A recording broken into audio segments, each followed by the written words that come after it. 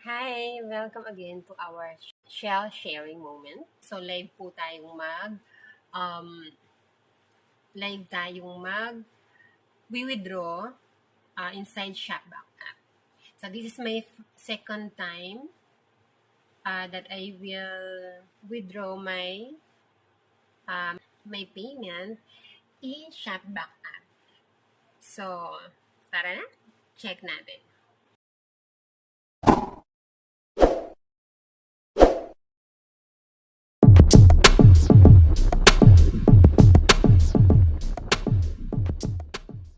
Okay, so first, syempre kailangan mag-open tayo ng app. Open ko muna yung data. Then, Shopback app. Additional lang, di ba review tayo last about Note 50 Realme. While they are in promo, meron pa rin yan sa Shopee. So, para mapunta kayo sa tamang store at hindi kayo maligaw, naglagay na ako mismo ng link below this video. So, may Shopee link na po dyan. Click nyo lang. Basta sa ilalim nitong video, may makikita kayong more. Click nyo yung more. Then, nandun na po yung description regarding our topic. Okay? So, moving forward, guys, ang topic natin ngayon about Shopback proof of payment. So, remember before, medyo magulo yung natin, di ba? Medyo magulo yung natin. Ako lang pala. Medyo magulo yung instructions ng video ko kasi hindi tayo live, puro screenshot lang yun. So, ngayon, papakita ko sa inyo in real. So, live tayong withdraw. Nasa Shopback na tayo sa mga wala pang Shopback dyan. Hanapin natin C, yung account ko, of course. So, nandito yan. Kung makikita niyo yung life earnings ko is 545.98. Kasama na po dyan yung na-withdraw ko before. So, less than 500 na po yung pwede natin i-withdraw ngayon. So, remember, 200 pesos po yung minimum, di ba? So, hindi ko na papalakihin dahil maliitan lang naman po talaga yung gamit ko pag online shopping. Bihira din kasi kung nag-online shops. Kaya sa mga mahilig mag-online dyan at malalaki yung mga parcels nila na pinapurchase, so mas malaki yung chances nyo of winning. Hindi, mas malaki yung chances nyo na mag-earn ng malaki dito, di ba? Let's go to our account. To my account, rather. Our account talaga. So, account, ito sa baba. Ito. Ano ba ito? Yan. Ito sa baba.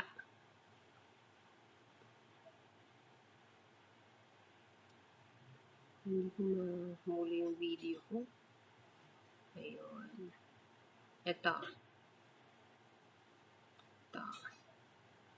Click. Ayan. So, makikita nyo, balance available to withdraw is 227.19.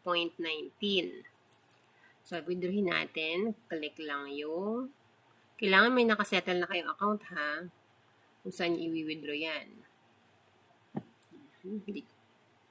So, click lang. Click and click. And click. Yan. Nakita nyo yung withdrawal amount. Tapos, meron ditong manage. Ayan. Manage. Ito, manage yan. Then, yung withdrawal account nyo, kung saan nyo gustong i-withdraw. Ito yung option 1 ko, ito yung option 2 ko, naglagay lang ako. Dito sa may manage, kung halimbawa pipili kayo ng account, kung saan nyo gusto mag-withdraw, so ibig sabihin, you will manage your own account. Ayan, yan sa may manage. Kung gusto nyo withdrawal destination, kung gusto nyo i-manage yung account kung saan kayo mag-withdraw. So, click lang natin. For example, yung manage. Ayan. Kita nyo? Kita ba?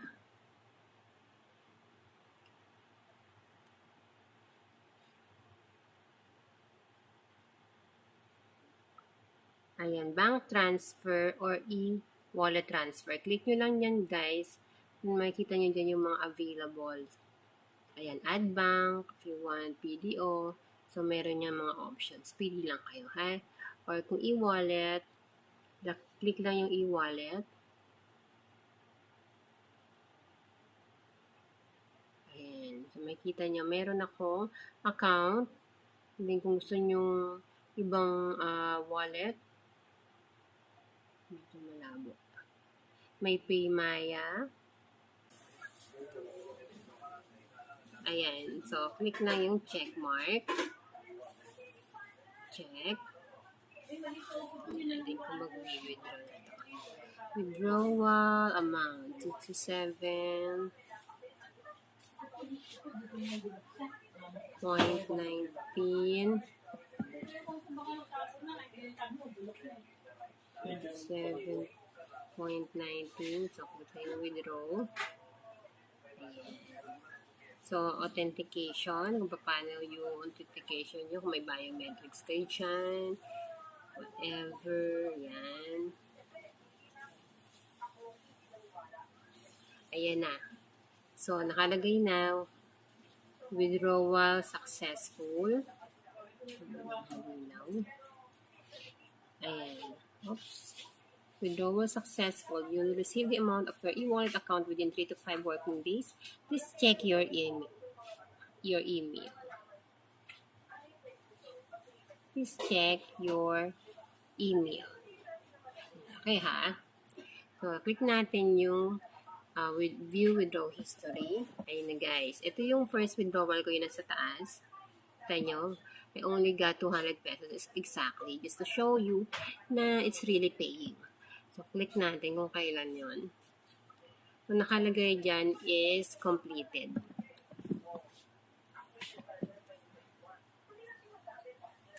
Ayan. Sa baba, nakalagay yung una kong withdrawal which was completed. That was, October 24, 2022. Imagine ngayon 2024, 2 years ako nakaipon ng 200. Ganun ako katagal, guys, makaipon. Kasi nga, bihira lang talaga akong gumamit nito. Ganun ako katagal, grabe, no? Mag-ipon. Naka-earn, 2 years.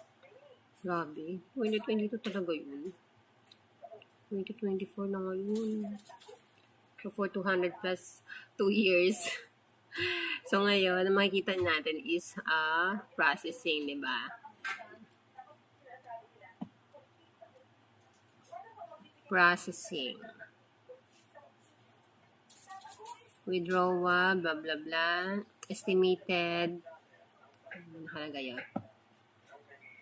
Estimated. Ano naman ang camera ko? Estimated completion by 29 June 2024. Processing pa. So, within 3 to 5 working days na yun, guys. And then, kung mapapansin nyo dyan sa unahan, so, yan yung lifetime earnings ko. Sabi ko sa ngayon nyo, diba, kasama na dyan yung na-withdraw ko before. So, hindi yan yung pera ma-withdraw ko kasi hati-hati na yan. So, available to withdraw is 227. Ayan yung na-withdraw ko ngayon. Then, tracked 118.79. Withdraw, ito yung first withdrawal ko, which was 200 pesos. So, imagine, biruin nyo ha, ang tirang pera na lang sa akin is 118 pesos. Imagine, guys, 100 na lang, so ilang years na naman ako magbubuno noon. Oh, sa mga sa mga hackers ha, huwag na kayong mang-hack. 100 pesos na yung pera ko dito. So, for improvement of our channel. So please subscribe for the next proof for the earning and other related informational topic. So until next sharing moment.